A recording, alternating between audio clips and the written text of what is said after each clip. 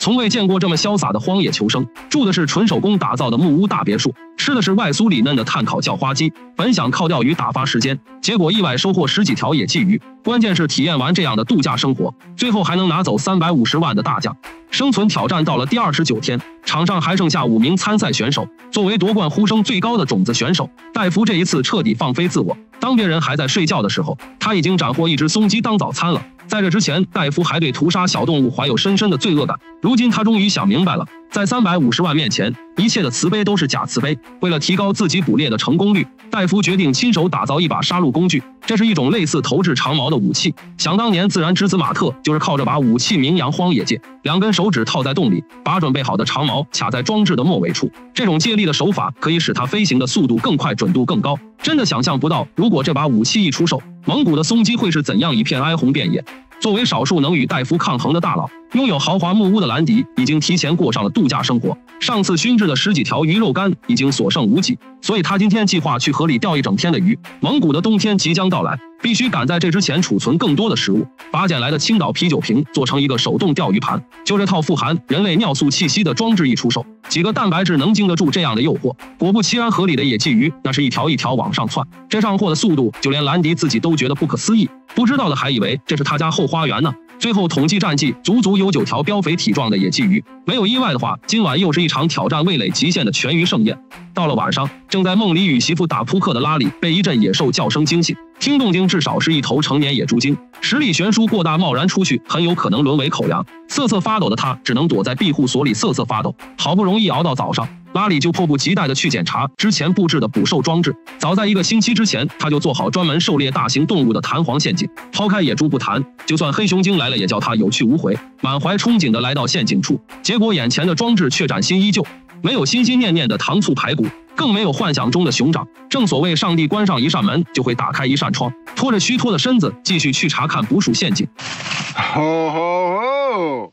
What have we here? We have Mr. Longtail caught in Larry Roberts' trap. Smushy, smushy. 收获野生薯片的拉里喜笑颜开，被这群小家伙折磨了这么久，终于大仇得报了，心情好，做事都有动力了。拉里又开始继续编织那张搁置了许久的抄网，结果这寒风吹得他直接失去理智。This place. Damn it! You're either screaming hot, storming, or windy in a fire season, you. 拿着做好的抄网，拉里来到河边进行第一次试验。也许是今天出门看了黄历，很快就有鱼儿上钩了。用抄网往水里轻轻一捞，心心念念的蛋白质就手到擒来。有了这件钓鱼神器，拉里已经可以想象接下来的日子将有多美好。1个月过去了，出镜率最少的山姆是如何坚持到现在，一直是个未解之谜。没有钓鱼，也没有打猎，更令人费解的是，他那一身脂肪也不见减少。今天没什么事做，就简简单单的去河里检查一下捕鱼器。捞上来一看，除了几条蠕动的蚂蟥，就没有其他任何蛋白质了。虽然这可能是他见过最恶心的食物了，但是好歹也是蛋白质的一种，必须通通打包带回家。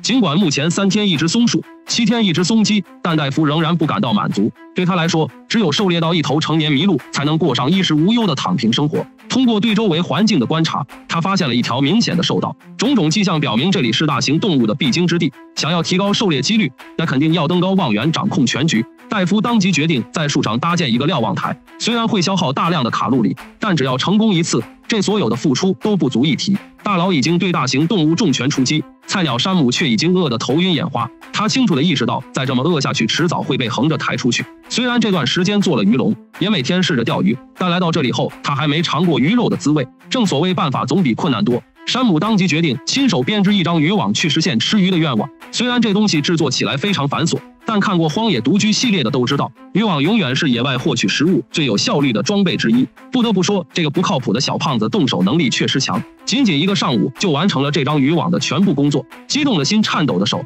山姆提着寄以厚望的渔网来到河边，可尽管底部用石头压住了，渔网刚放下去，还是被强劲的水流冲走了。这真是竹篮打水一场空，游戏还没开始就结束了。备受打击的山姆从未感到如此的绝望，可一想到冠军的350万，想到家里嗷嗷待哺的儿子，他知道现在还不能放弃。拿出了上次收集到的蚂蟥，个个硕大饱满，非常诱人。放进锅里，先用开水煮熟，撇去浮沫，接着用铁丝串起来，放到火上炭烤40分钟。先来一块小的开胃，嘎嘣脆，鸡肉味，口感像极了德耶纳陀82年的老鼻屎。经不住诱惑的山姆直接一个感情深一口闷，把4条蚂蟥塞入嘴中。我的天老爷，来到这里这么多天，从没有过这种沁人心脾的满足感。抛开事实不谈，今天终于吃了一顿饱饭了。那么问题来了，既然已经沦落到吃这种黑暗料理了，那下一顿他该吃什么了呢？